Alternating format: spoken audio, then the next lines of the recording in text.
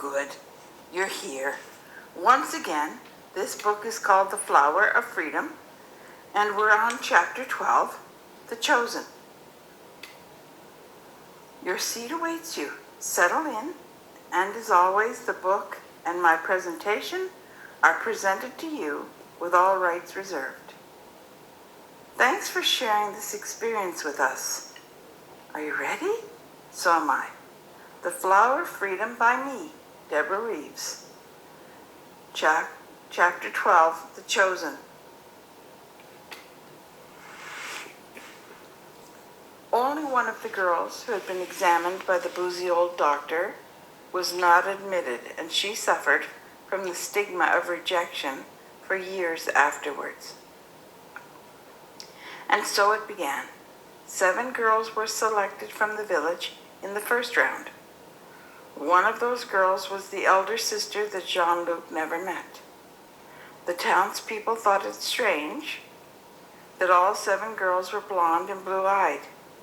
Those who were not chosen felt rejection and insufficiency.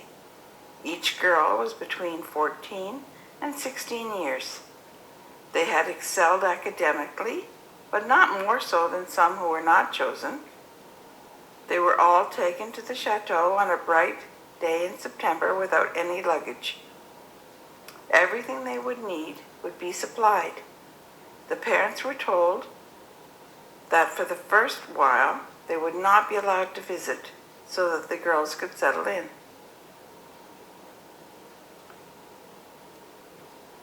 They were given a list of the courses the girls would undertake.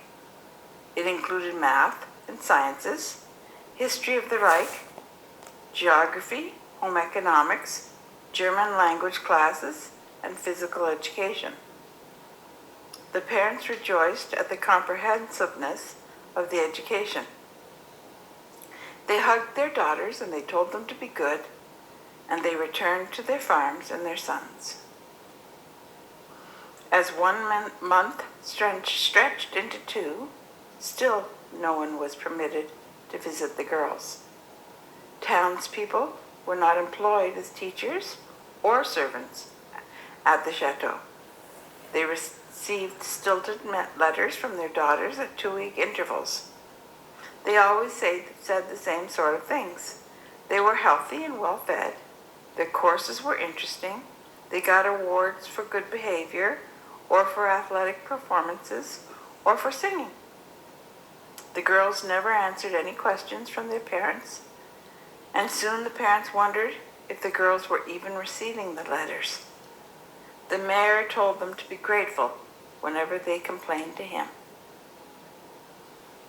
At Christmas time, the parents were invited to a party at the chateau, where the girls were beautifully dressed and they served them party foods and beverages. They were so proud of their daughters.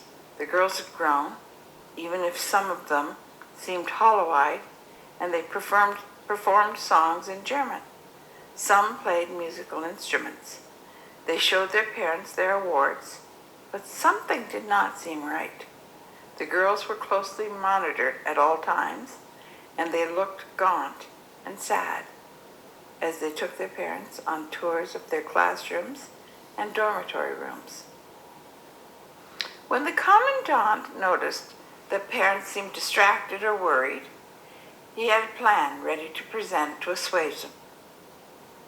With a flourish and some fanfare, he announced that the school was prepared to take on boys starting in January.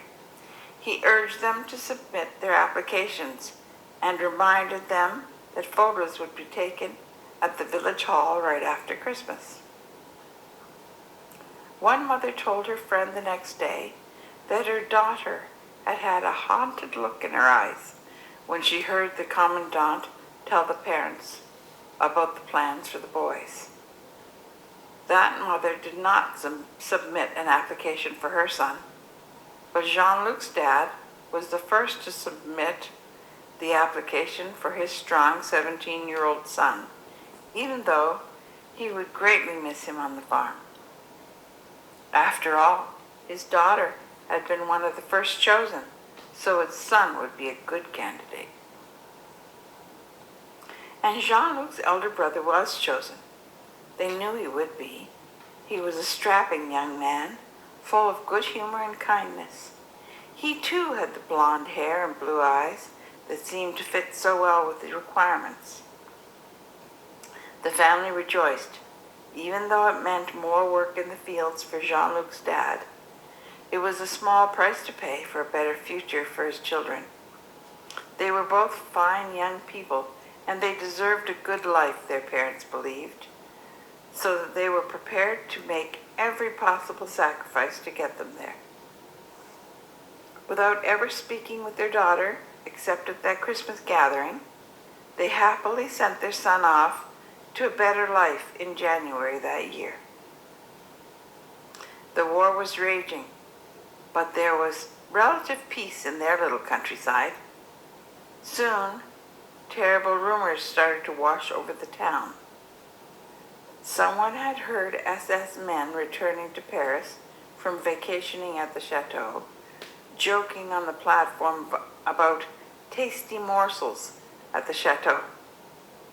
The man sweeping the platform, who overheard it, said that their tone had a certain je ne sais quoi quality that made his blood run cold.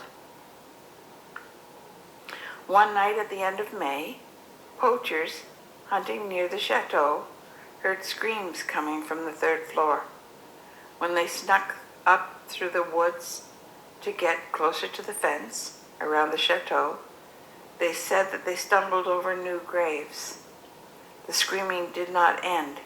It sounded like a young woman screaming in agony, and they had to bite their knuckle to keep from crying out themselves. Suddenly the screaming stopped, and they retreated from the fence line back into the woods. They saw 4 men carrying out a stretcher.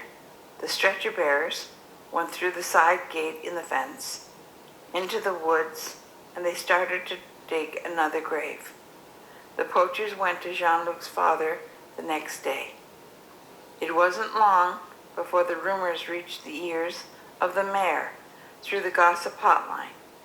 He told the townspeople that it was all utter nonsense, that he had lunch with the commandant every week, and he would know if something heinous was happening, but he would bring it up at their next luncheon, which was scheduled for tomorrow. The mayor said that monsters did not hide in plain sight. No one who was capable of such horrors would have such manners. That's the end of chapter 12. I'm grateful that you're here. I hope you come back for chapter 13, which is called Stark Realities.